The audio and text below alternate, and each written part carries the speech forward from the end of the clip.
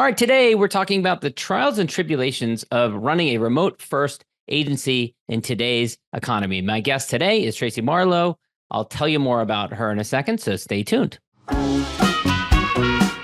Welcome to the Smart Business Revolution podcast, where we feature top entrepreneurs, business leaders, and thought leaders and ask them how they built key relationships to get where they are today.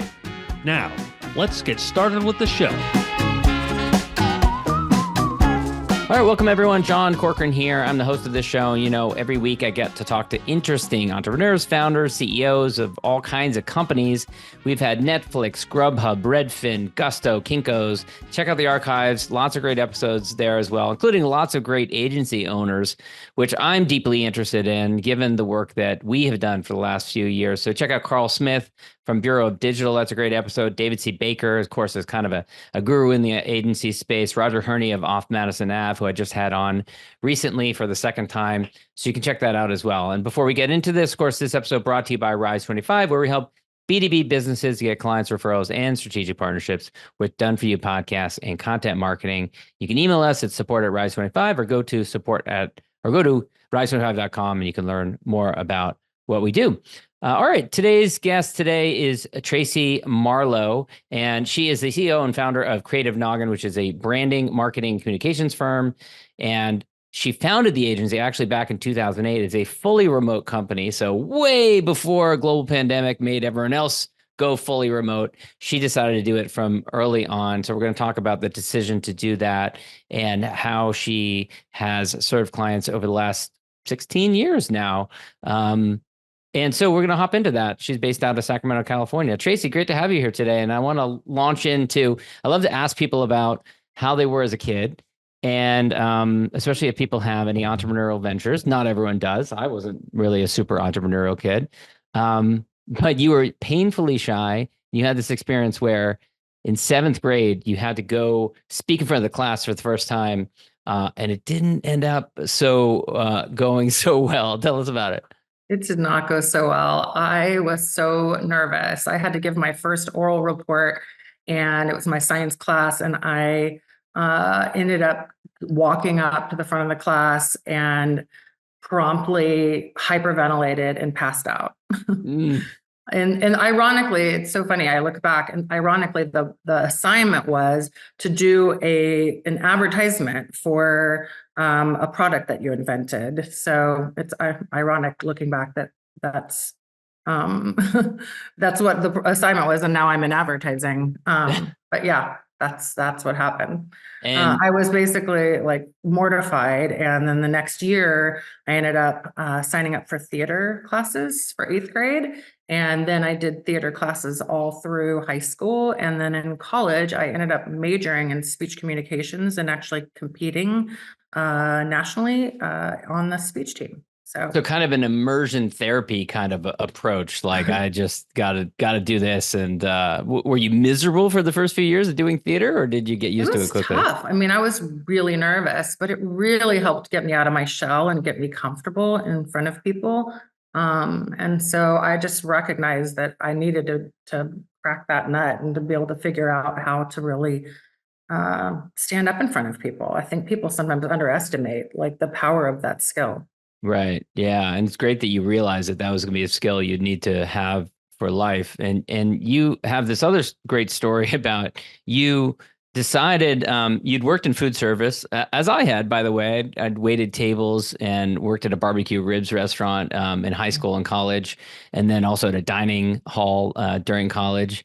Well, first, let's start there. Like what I personally think I learn and apply a lot from working in food service. And I think everyone should do it at some point in their career. What are your thoughts on that? It's so funny because I actually want to write a book about everything I learned for account management. I learned waiting tables. Like if you could be a really good waitress or server, then you could totally do account management. I feel like it's a really great experience for sure. Yeah, I haven't thought about it this way, but probably a good area to recruit from, right? If you can keep the 20 different things you need to keep in your head, ketchup on this table, Diet Coke on that table. Oh, that person looks they look a little perturbed. I should go check on that person. There's all these different things you have to keep in your head as you're running around in a busy restaurant. If you can do Seriously, that, you can probably do I had account a lady one management. time who took care of me, and I remember telling my husband, I was like, I seriously could hire her, and I bet she would be phenomenal, because I think it is true. Like, there's some people that they could have a degree but not really be all that great.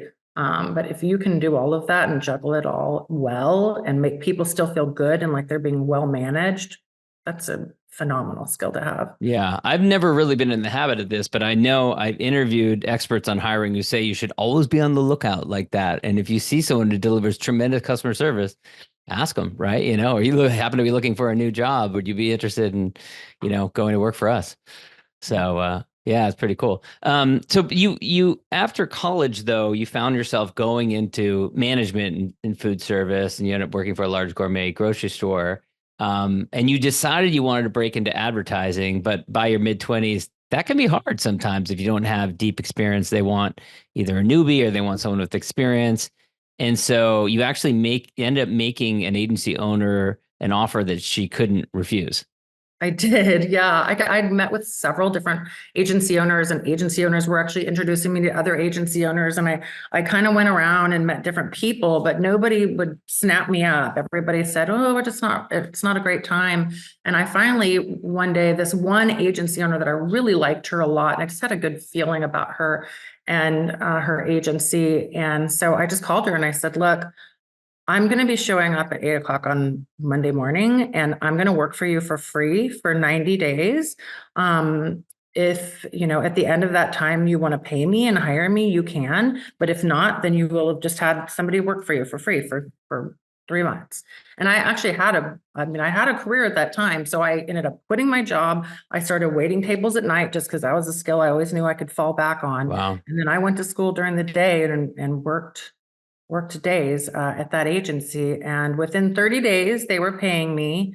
Within 6 months, I'd gotten promoted. And within a year, I was a VP. And then they ended up offering me partnership. So it was a good risk, I will say. And I Yeah. learned so much. Yeah, sometimes you got to do that. I mean, I say to younger people, like for me, it was actually an unpaid internship in politics that got my entire career started. So if you can swing it, if you can make it work by, waiting tables in the evening or whatever, find some other income source, which I realize not everyone can do. But if you can swing it, it's a great way to get your career off to a good start. And as you said, if you work hard, within 30 days, they're paying you. So you didn't even have to do the full 90 days. Exactly. Yeah. And it's really betting on yourself as well. So you end up kind of rising through the ranks. You eventually are working for another agency. And in 2008, you start your own agency. This is the Remote First Agency. What inspired that? What just made you decide I'm going to run my own business? I was very ambitious at that time, and I was, rising through the ranks and growing my career. Figured I'd be, working in the agency space for a long, long time. I remember even one day a friend of mine said, someday you're gonna have your own agency. And I remember thinking, no, that's not me. But then I had my daughter and my world turned upside down. And I realized that the priorities that I had, the day before I had my daughter were not the same priorities anymore. And I was working, more than 40 hours a week at the agency that I was at the time, and sometimes really late nights. There were nights where sometimes I would be working, and having to tell my husband, please put our daughter down because I can't, I'm not going to be home in time. And I just had a lot of guilt about it. It's so painful and challenging especially for a first-time mom. Yeah, it was really hard. And so I just recognized that something had to give. And I decided to work for myself, and that, and then slowly it just started to grow. And as the company grew, it was lovely because this agency that really empowered me to be a mom, and to have my career, work with people I liked, to do work that I was proud of, but to still have the flexibility to stop in the middle of the day, go to the daycare and breastfeed her, and not have an employer that I had to worry about, frowning down upon me for that. And then as we grew and I started hiring people, it's tended to be women that were attracted to this remote environment. And then I started to be able to empower these women to have that flexibility within their lives. And it was really fantastic. And so at this point in time, our mission statement as the company is to empower smart, passionate women to enjoy their work and life. So it's really what we focus on. You mentioned about not having an employer to say that you can't go off to breastfeed in the middle of the day to the daycare, but there may be some people listening to this thinking, oh, but then you have a bunch of clients that you need to please as well. How did you balance that? How did you, especially in the early days when you were starting this brand new business, a lot of times when you're a new business owner, you do anything to keep your clients and keep them happy. But that can be a tension if you are also setting these boundaries for you. So how did you navigate all that? I think the fact that we always put it out front that we were remote and that this is who we were, the clients knew that. And so, I mean, and I will say our customer service is phenomenal. We will jump through hoops for our clients and we get it done. So I don't think that at any time, any client work was ever sacrificed. If not, if anything, I feel like the type of people who are attracted to this type of work environment tend to be almost on the edge of being workaholics a little bit. They maybe, breastfeeding their child, but they're on their phone while they're doing it, and they're still making sure that they're, answering calls and getting work done. And I've, been in the pickup line on a business call, picking my kids up from school. But, I think that's the thing is we hire people who are just really good at making it all happen and making it all come together. We do also personality testing and whatnot to make sure we're hiring the right type of people who are going to be successful at home, because not everybody can work in that environment. A lot of people have stories of someone that doubted them, especially when they're starting something new or different, which is what you were doing here. Do you recall, did you have anyone who was like, oh, you can't do that. You can't put it out there and say you're a remote first company. People want a brick and mortar operation that they can walk into, or you can't just hire women, or you can't say that we balance work-life balance. Did anyone doubt you as you were doing this? I'm sure there were people that doubted me. It's funny because I think really a lot of it, the times it was I would really more hear about it from my employees who would tell me about people that they knew in their families who would come to them and say, how are you working from home? I don't understand. How do they know you're actually working? And they'd say, well, because my work is getting done. And the clients would complain if I wasn't doing my work. But we have a lot of, technology and whatnot to manage all of that and keep now, but 16 years ago, there was less. Yeah. There was less, but we still have a lot of processes in place that make it pretty clear, when somebody's not. And we're talking pre-Slack, we're talking pre-Zoom, we're talking, we've been on Skype for over 10 years. Like we've been using Skype chat, we don't use really the video as much. We do calls, but I mean, we're on the chat all day long. And Skype. We've been doing that for, I think, 14 years. Wow. Yeah. Wow. So, and let's talk a little bit about the type of work that you decided to do. Did you find that you had to kind of drill down in order to maintain these priorities for the business? You had to drill down and focus on a particular type of client or particular, type of work or anything like that? No, I will tell you, I worked for an agency that specialized in travel and tourism when 9/11 hit. And I learned it's sometimes dangerous to specialize. But I also learned, I think that when you work in different industries, there's a lot of times you can't see the forest for the trees if you're only working in one industry. And so there's a lot of times where we'll take things that we learn in one industry and we can, apply and bring learnings from one to another. I will say we do mostly services type marketing. We don't do e-commerce or products. We don't do like public affairs, and we'll do some public relations, but that's more sort of as a peripheral service. It's really not the foundation of the work we do. But primarily we work with purpose-driven companies that are often trying to solve a problem.